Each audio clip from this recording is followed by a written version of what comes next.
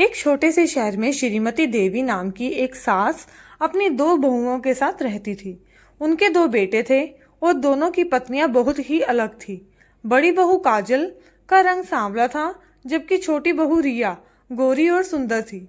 श्रीमती देवी को रिया का गोरा रंग बहुत पसंद था और वह अक्सर उसकी तारीफ करते नहीं थकती थी। मेरी रिया कितनी सुंदर है, जैसे चांद का टुकड़ा, वह अक्सर मेहमानों के सामने कहती थी। इसके विपरीत काजल को अक्सर अनदेखा किया जाता था। घर का सारा काम सुबह से रात तक काजल ही करती थी। रसोई से लेकर सफाई तक हर जिम्मेदारी उसी की ही थी। श्रीमती देवी अक्सर कहती थी, काजल तुम तो घर के काम में ही अच्छी हो, और रिया को वह कभी कोई मुश्किल काम करने नहीं देती थी। रिया ज्यादातर समय अपने कमरे में ही रहती थी या फिर फोन पर लगी रहती थी। काजल कभी शिकायत नहीं करती थी, वह चुपचाप अपना काम करती रहती, चाहे उसकी कितनी वो उपेक्षा क्यों न की जाए।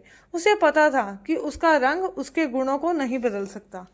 एक दिन श्रीमती के घर पे उनके कुछ खास मेहमान आने वाले थे।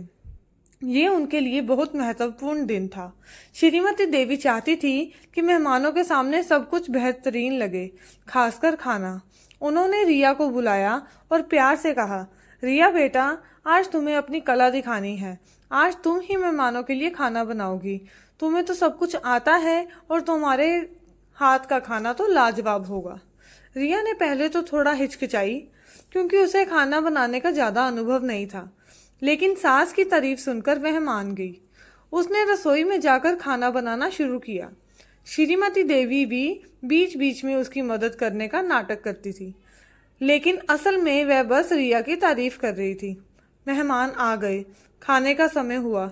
जब रिया ने खाना परोसा तो सबसे पहला निवाला लिया और उनके चेहरे पर अजीब से भाव आ गए। दाल में नमक कम था, सब्जी अधपकी थी और रोटियां कच्ची रह गई थी। मेहमानों ने एक दूसरे की तरफ देखा, लेकिन कुछ कहा नहीं। श्रीमती देवी शर्मिंदा हो गई। उन्हें समझ नहीं आ रहा था कि वह क्या करे। तभी काजल, जो अब तक चुपचाप सब देख रही थी, आगे आई। उसने श्रीमती देवी से कहा, माँ जी, अगर आप इजाजत दें तो मैं कुछ बना दूं। श्रीमती देवी के पास और कोई विकल्प नहीं था। उन्होंने भारी मन से काजल को इजाजत दी। काजल तुरंत रसोई में गई। उसने तेजी से और कुशलता से कुछ ही देर में दाल, सब्जी और गर्मा गर्म रोटियां तैयार कर दी। उसकी बनाई हर चीज में स्वाद और सुगंध थी। जब काजल ने खाना परोसा तो मेहमानों ने पहला निवाला लिया और उनके चेहरे पर संतुष्टि और खुशी छा गई। वाह, क्या स्वादिष्ट खाना है, एक मेहमान ने कहा। आज तक ऐसा खाना नहीं खाया, दूसरे ने तारीफ की। सबने काजल के हाथ के खाने की खूब तारीफ की। श्रीमती देवी ने देखा कि मेहमान कितने खुशी से खाना खा रहे हैं। उन्हें अपनी गलती का एहसास हुआ। उन्होंने देखा कि जिस बहू का वह रंग की वजह से कम आंकती थी, उसी ने आज उसकी इज्जत बचाई थी। उन्हें समझ आ गया कि हुनर और अच्छाई रंग से नहीं, बल्कि मेहनत और लगन से आती है। उस दिन के बाद श्रीमती देवी का व्यवहार काजल के प्रति पूरी तरह बदल गया। उन्होंने काजल के काम और उसके गुणों को सराहना करनी शुरू कर दी। रिया ने भी अपनी भाभी से खाना बनाना सीखा।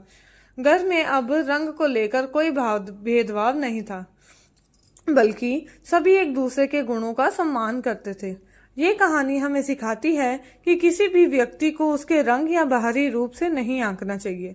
असली सुंदरता और उसके मूल्य उसके गुणों, उनके हुनर और उसके अच्छे स्वभाव में होता है। जब हम लोग को उनके अतिरिक्त गुणों के लिए पहचानते हैं और सम्मान देते हैं, तभी सच्चे रिश्ते बनते हैं और समाज में समानता आती है। दोस्तों, काजल और रिया की ये कहानी आपको कैसी लगी? क्या आपने भी कभी अपने आसपास ऐसे लोगों को देखा है जो रंग या रूप के आधार पर भेदभाव करते हैं? अपनी राय हमें कमेंट सेक्शन में जरूर बताएं। अगर आपको ये कहानी पसंद आई हो तो इसे लाइक करें, अपने दोस्तों और परिवार के साथ शेयर करें और हमारे चैनल को सब्सक्राइब करना बिल्कुल ना भूलें। हम आपके लिए ऐसी ही और भी प्रेरणादायक कहानियाँ और दिल छू लेने वाली कहानियाँ लाते रहेंगे। आपके प्यार और समर्थन के लिए धन्यवाद।